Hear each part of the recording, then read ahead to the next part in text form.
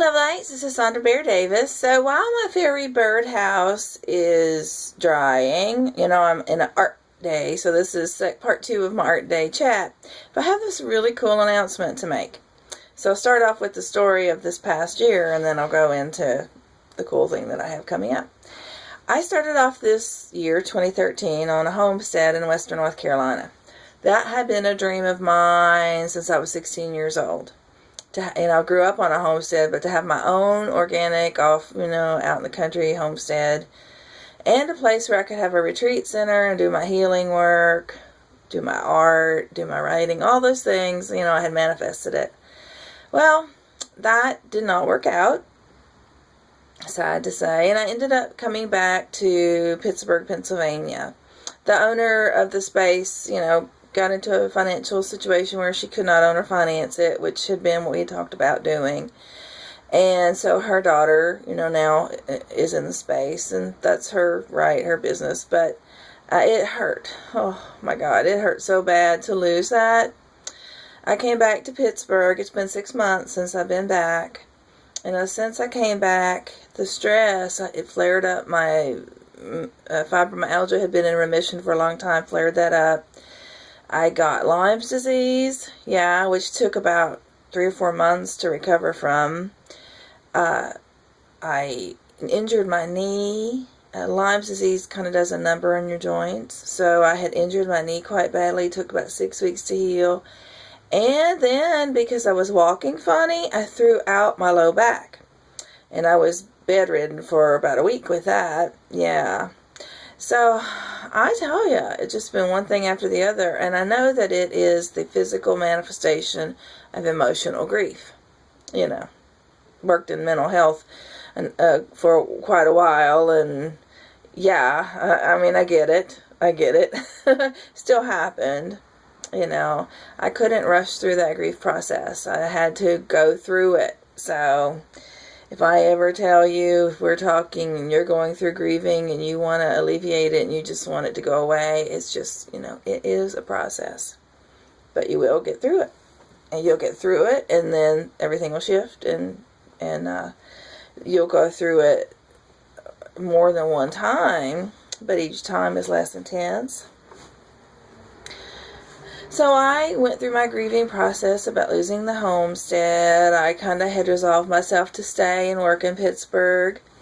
I had opportunities since I've been back the last 6 months to rekindle some old friendships, to repair some damaged relationships, and to make a lot of new friends and new clients. And so I don't have anything to complain about as far as Pittsburgh is concerned. I've got nothing against Pittsburgh. Pittsburgh is fine.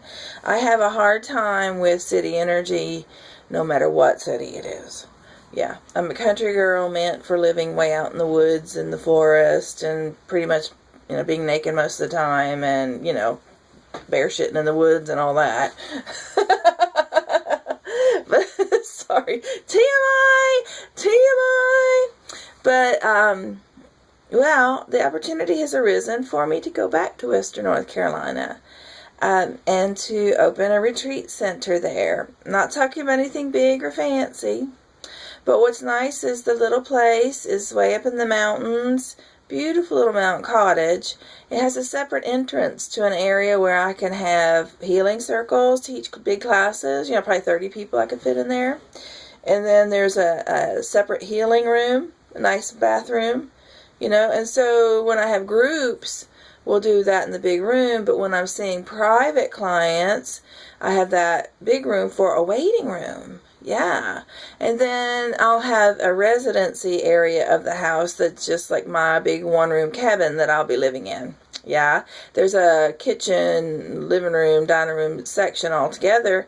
I'm just going to turn that into a one-room cabin, basically, for me. Yeah, nobody else is going to go in there. That's my, space. And in the group area, I thought I could also have me an art corner. And when nobody's at the place, that's where I'll be painting my birdhouses, painting my different art pieces. And so it'll work out really, really well. But what I'm going to be doing is Monday through Friday from 11 to probably 7. I'll let people come by for healing without an appointment, for traditional Cherokee healing. Yeah, which is an energy healing, reflexology, acupressure, herbalism. I always have soup, and I always have herbal tea. And also, I get a lot of intuitive messages about people when I'm working with them. So there's always that aspect of it, being a medical intuitive, being one who sees you as energy. When I start working with someone, I start to see them as energy. I see illness, either mind, body, spirit, doesn't matter.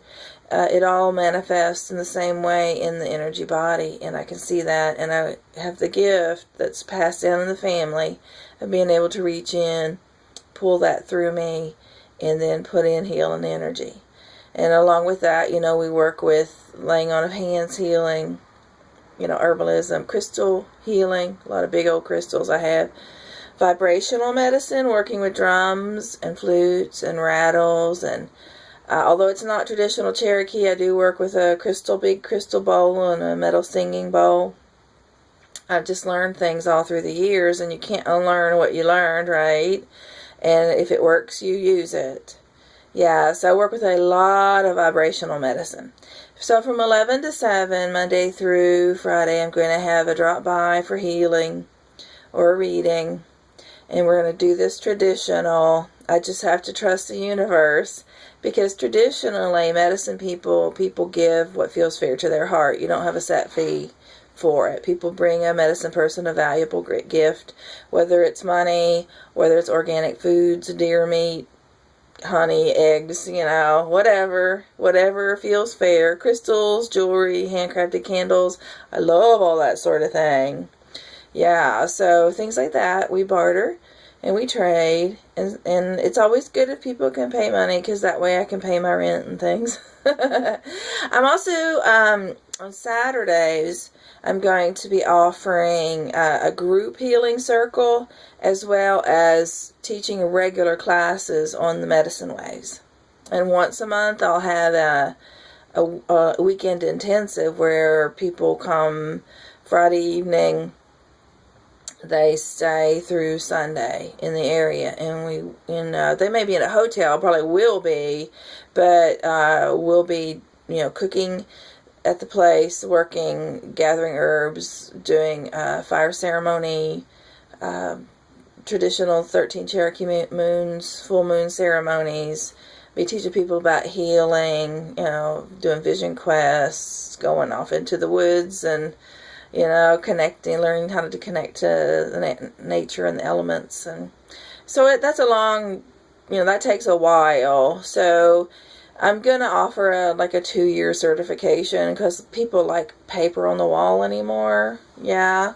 Or a person can just come to one of the weekend intensives. But if you want full certification, that's a 2-year course. So that will be upcoming in March. I'll have a lot more information about that. Again, Sandra Bear Davis on Facebook will be a good way for us to access each other. I will be building a website around the retreat center, and I'll be working with a lady that that's a tour guide, and bringing people down from DC and Pittsburgh down to the Asheville area, as well as Asheville people coming to things. So it's really exciting what's upcoming. Yeah, and so I hope to see you at the space. So starting in January, mid-January, I'll be in the home, and I'll start right away seeing people like Monday through Friday, 11 to 7 for healing, and Saturdays for a group healing ceremony, real traditional group healing, and then classes. So I have all kinds of information about that upcoming, but I'm so excited. We can have a place where I can work with someone who does traditional Cherokee sweat lodges. I don't do that myself yet, but I will work with someone who will teach me how to do that properly, and we'll have them do them at first and then teach me how to do them. And we'll have all those sorts of things, Yes. So if you want to come to me for this healing, I'll be offering, soul retrieval, besides laying on of hands healing, soul retrieval, past life regressions, all shamanic journeying. I see people's Akashic records since I had my near-death experience, so I can do Akashic record readings for you. I do psychometry, where I can touch things and retrieve information. I do face and palm reading and tarot. Yeah, angel card readings. But mainly anymore, a lot of times I do a traditional stones, shamanic kind of stones and bones casting. And then I get a lot of information with that. I also do a lot of divination around smoke. When I do fire ceremonies with people, I get a lot of information from the fire and from the smoke. Yeah. So I invite you to come. Until the end of this year, I'm in Pittsburgh. So please feel free to come and see me for healing. Contact me. I do appointments. I do have some group events that I do. And so happy to help you in any way possible. And I thank you for your time, your indulgence. I hope you have a beautiful and blessed day. Mwah.